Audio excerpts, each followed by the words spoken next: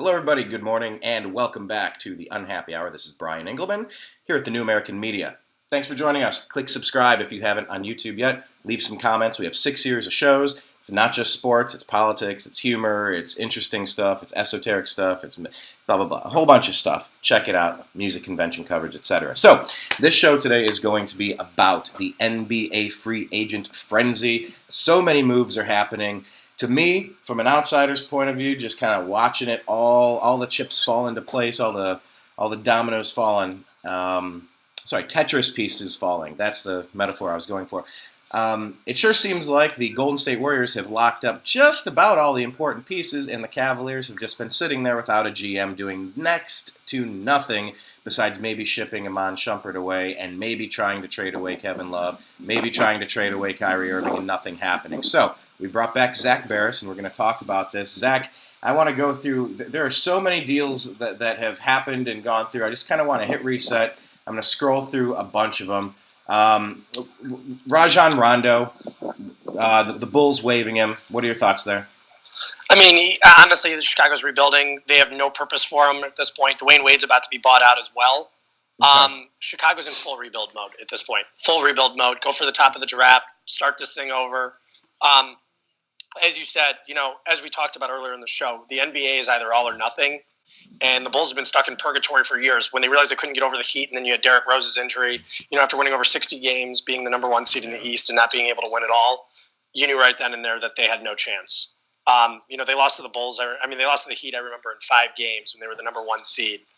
And in the conference finals back in, I think it was 2011, that was their shot when they could have beaten Dallas and everything. And ever since then, their window's just been closed since Rose's injury. They finally traded Butler away. They got pennies on the dollar for him. And I think that's something we've seen through free agency so far. We've seen trades happen for pennies on the dollar. Were the Cavaliers really offering up Kevin Love? Were the Celtics really offering up, Crowder and Smart and 3 first-round picks?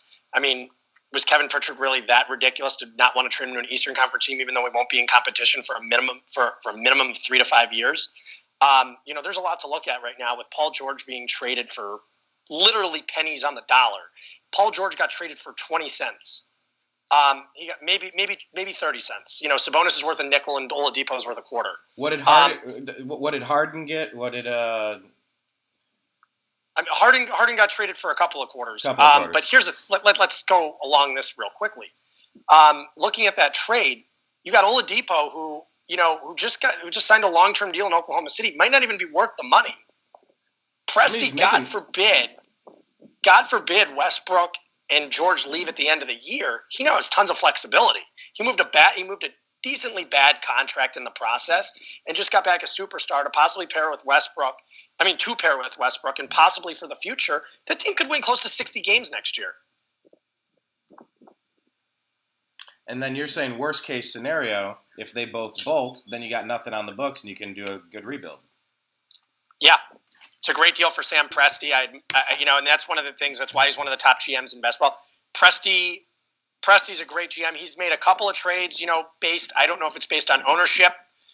Like when he traded James Harden, obviously I think that had to do with salary cap restrictions, and then had to do with Clay Bennett probably forcing his hand a bit. But, Presti's done very well. I think Presti's gotten incredibly lucky with some of his picks as well. However, he's done a hell of a job as the GM in Oklahoma City. It is shocking, though, that a team with Durant, Harden, and Westbrook, and just with Westbrook and Durant, were never able to win a title. It's pretty shocking all that time. It reminds you of the early Cavs with LeBron going, how did that team not win a title? It reminds me of those Cavs. It also reminds me, switching sports, to the mid to late 90s Cleveland Indians, who just had a murderer's row lineup that you've never seen. It was 1 through 9.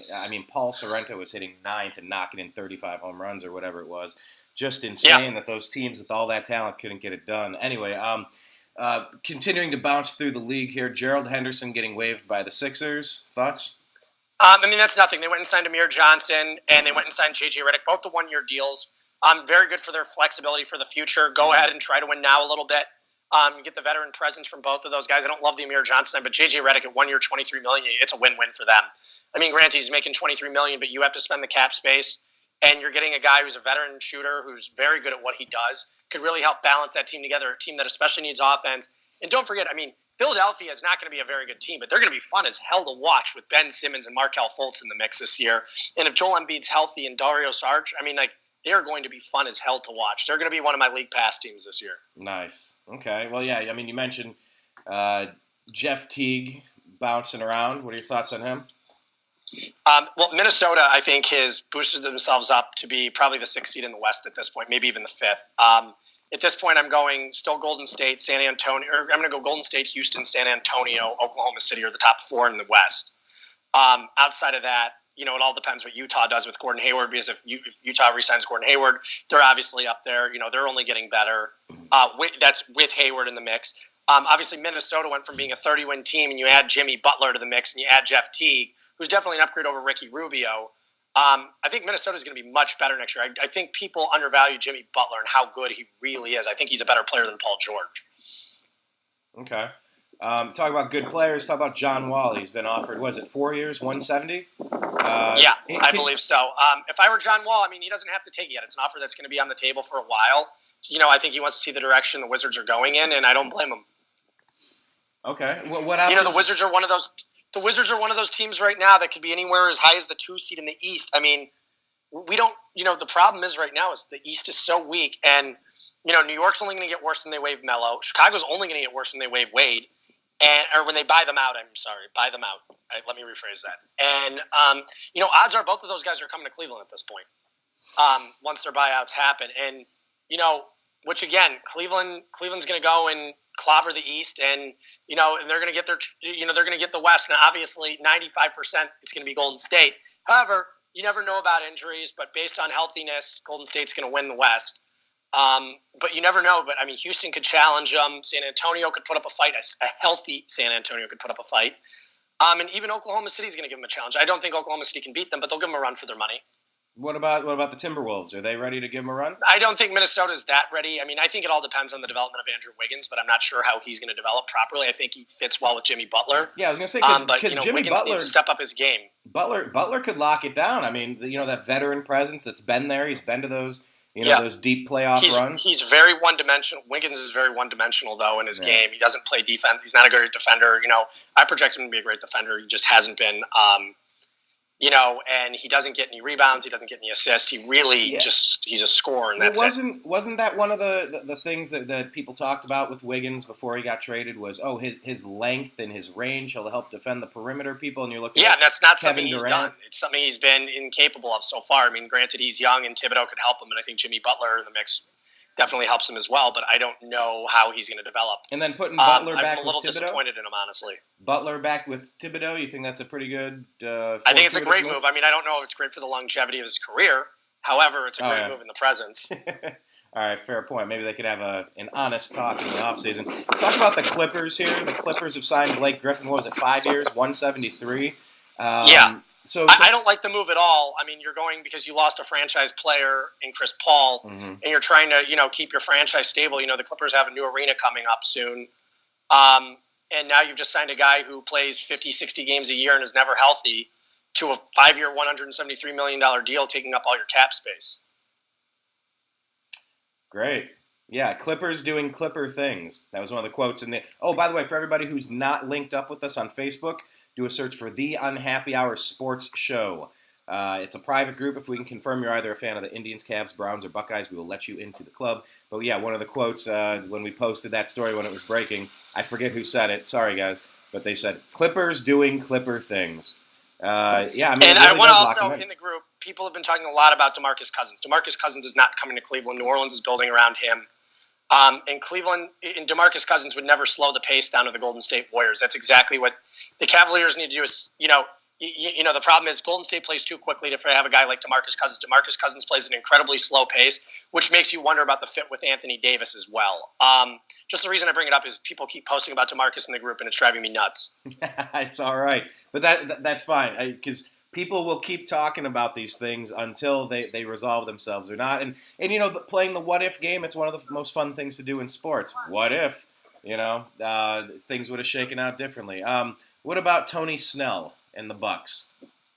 I mean, he had a decent year last year. It's a good move for them. I mean, they definitely won the Michael Carter-Williams trade. I mean, Chicago wound up, trading Snell for Michael Carter-Williams, and Carter-Williams is out of the fold now, and he's an unrestricted free agent. I mean, that's how bad Carter-Williams has been since his rookie season. So good for Milwaukee. They got a good player to add for some depth, and I think he's a decent fit there. Okay, what about Patty Mills? 4 years. Patty Mills is a very solid player, and especially in this market, I think he got the deal he deserved. Okay. I mean, these deals are enormous, right? I mean, don't forget, Houston signed P.J. Tucker this morning, which kind of puts a halt to the Iman Shumpert trade. Chris Paul lured P.J. Tucker, which is a big loss for the Raptors, but a great signing for Houston. Houston's looking like they're really coming together. Granted, they could still use a big man. I think they're trying to unload Ryan Anderson's contract, but they've been unsuccessful so far. Well, they just signed a 7'2" somebody from China. I don't have it in front of me. I just scrolled on a different page. I'm staying isolated this week. I'm up at my lake house in New York and just staying a little isolated. Didn't even bring my laptop up here. Hey, it's kind of nice to get out of the fold. No, I totally hear you. What's happening with Bogut? Any idea? No, nothing so far that I've seen. I mean, he's still recovering from a broken leg. You'll see him sign with someone eventually, but just right now, just don't expect much. No interest from the Cavs then, huh? I doubt it for right now. I mean, possibly. I mean, we'll see what happens. Okay, what about Iguodala? In the open, I said it seems signed a 3-year, $45 or $48 million deal with Golden State. I mean, they brought their entire core back. Golden State's just as good as they were a year ago. They'll probably be even better next year because they've got an entire year to play together, and they look like a force to be reckoned with at the end of the year, even without Kevin Durant. So we'll see what happens there. Yeah, it's a tale of two franchises. The Cavaliers don't even have a GM. They are by far the favorites to win it all next year. If the Cavaliers add Melo and Wade, it changes things. But obviously, I mean, you're looking at two guys in their mid-30s, and you need to see how they play together with LeBron. I mean, we already know how Wade plays with LeBron, and I think they're a good fit together. But you need to see how that all works out. And if the Cavaliers go out there and reel off 63 to 65 wins, all of a sudden, I doubt they will because I think they'd be resting guys a lot. However, you'd see nights without LeBron playing. You'd see Melo and Wade in the lineup. I mean, the Cavaliers would have a lot of versatility on both ends there, and it gives the Cavaliers a lot of depth to go and beat a team like Golden State. You don't need Wade playing 40 minutes a game. If you get Wade 22 minutes a night in the finals, that'd be a hell of an addition for Cleveland over Iman Shumpert. Oh. Especially a healthy Wade, because Dwayne Wade was still very good last year. Yeah, exactly. Well, let's talk about the big contract. Can you explain the Supermax deal? Explain what qualifies you for Supermax deal, if you're named to one of the first or second all-team NBA teams, which is voted on by the media, you're eligible for another season at a highly increased pay rate. And that's why Paul George didn't get it this year. He wasn't on the first or second all-NBA team. So he was not eligible. Odds are he probably would have stayed in Indiana if that likely happened. Oh, wow. Yeah, that's a weird thing they might want to reconsider moving forward on the collective bargaining agreement. I mean, no surprise here. Steph's getting paid. He had a super value for 4 years. He deserves it. And honestly, and what LeBron said, him being worth $80 million. I got in an argument with my mom over it this morning, and my mom's like, I said, Mom, Joe LeCobb, when he bought the Golden State Warriors, worth $450 million he paid for. They're now worth $2.6 billion. It's not, and Mom's like, well, they're paying the players. That's, the ownership. And I said, but Mom, I said, literally, you have to look at it from the standpoint that these players help build a brand for their team. Look at the Chicago Bulls. The Bulls are still worth a fortune because of Michael Jordan. They have a gigantic fan base because of it. Miami has a large fan base because LeBron James spent 4 years there and took them to 4 straight finals and won 2 of them. Same with Dwayne Wade. That's why these guys deserve to get paid. LeBron James, everything he's done for Cleveland, the Cavaliers would be completely irrelevant. We witnessed it before LeBron. They almost moved to San Jose, which a lot of people don't know about. Gordon Gunn almost tried to move the team to San Jose. And then, after LeBron, 4 years of irrelevancy. Right. Yeah. I mean, these guys build a brand. The Cavaliers are worth well over $1 billion because of a guy like LeBron James. And it's weird how they're capped on those where, I'm seeing these guys in these deals. Talking about one of these other deals, Drew Holiday, $150 million. What is it? 5-year, 126. Where are we at now? I don't think he's worth it, but I mean, again, in this market, maybe he is. Maybe he is worth $25 million a year in this market. I mean, he's still a very good player, and New Orleans is going to be one of those teams to be a top 6 seed in the West, depending on how they mesh. Nene in Houston. What's this over 38 rule? That's I didn't even know about that. I didn't either. It makes sense, though. You don't want to pay people into their 40s too much, I guess, but... You can't have a I mean, if a 4-year team contract? wants to, then don't fault them for it. I mean, I think it's weird, but now you have a guy like Dene who now can't capitalize on his contract and now is going to go somewhere else. Well, no. Okay. Well, how about Cleveland? Every player. How about Cleveland? I couldn't tell you what's going on with Kobe Altman, the Cavs front office. Chauncey Billups is playing in the Big Three this weekend. I don't know what the hell is going on with that team. I couldn't tell you. I don't know.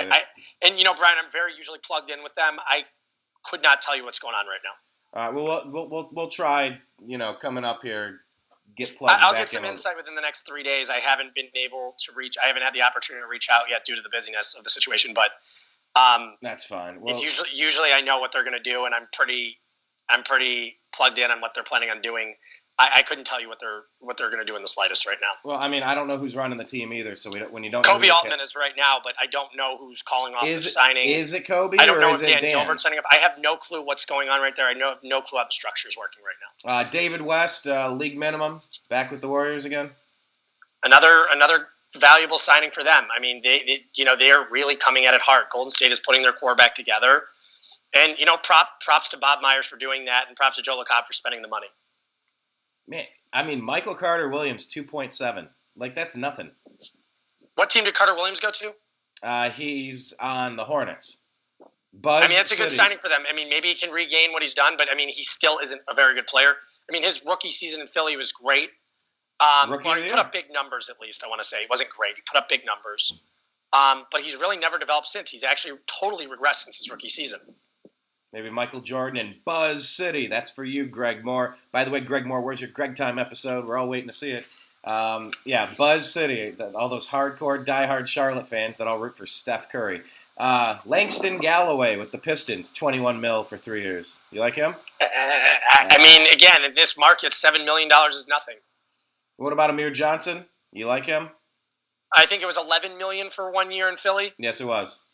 I don't love the deal for Philly. I mean, you've got guys like Okafor that need to play, but for $11 million, you get the veteran presence. It's 1 year. It's not even that big of a deal. So yeah, I think it's a decent signing. I don't love it because I think it hinders the development of your younger players. However, I'm not totally opposed to it because it's a 1 year deal. It's not like they went and signed it for 3 to 4 years. Right, and it's he's now it's a movable contract mid-season. If they want to pick up another draft pick mid-season, they can.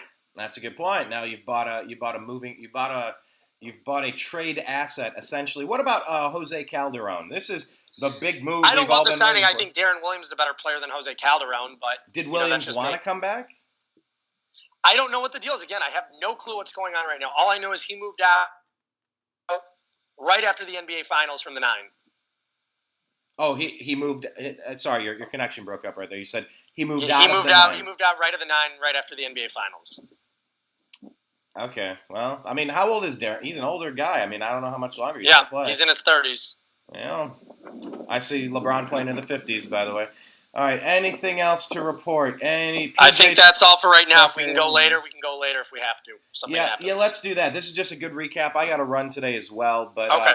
Thanks again, Brian. Sure thing, Zach. You take care, and if you're not following Zach on Twitter, he's at Zbaris, Zbaris. Definitely make sure that you're linked up with us on Instagram, instagram.com/TheNewAmericanMedia, facebook.com/TheNewAmericanMedia.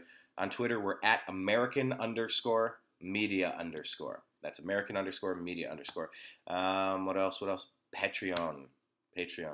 Yes, our YouTube ad revenue has been sliced and diced because we cover politics. That's okay if you're CNN or Fox or one of those guys, apparently. But if you're an independent journalist, you are censored and your ad revenue is sliced. So, patreon.com/TheNewAmericanMedia. There's a way that you can help fund us so that we can give you more of the content that you're looking for. So, hey, it's out there if you want to assist. We're going to make a few moves are in the works. Working on 2 big projects. One of these, it's one of these deals where it can take a long time to put together, but once it's put together, it's going to be fantastic. I think we're working on, I said 2, but we might be working on 3 of these. So it's television stuff, but it takes a long time, and it's, you don't want to get too excited, or what do they say? You don't name the kittens until they've made it a couple weeks. So I'm not going to get too excited yet, but you got to get excited to push the project. So it's new to me, but it's going to be fun if any of these pop, when these pop. Regardless, in the meantime, I want to say I appreciate you. I love you. We will talk again soon. Go Cavs.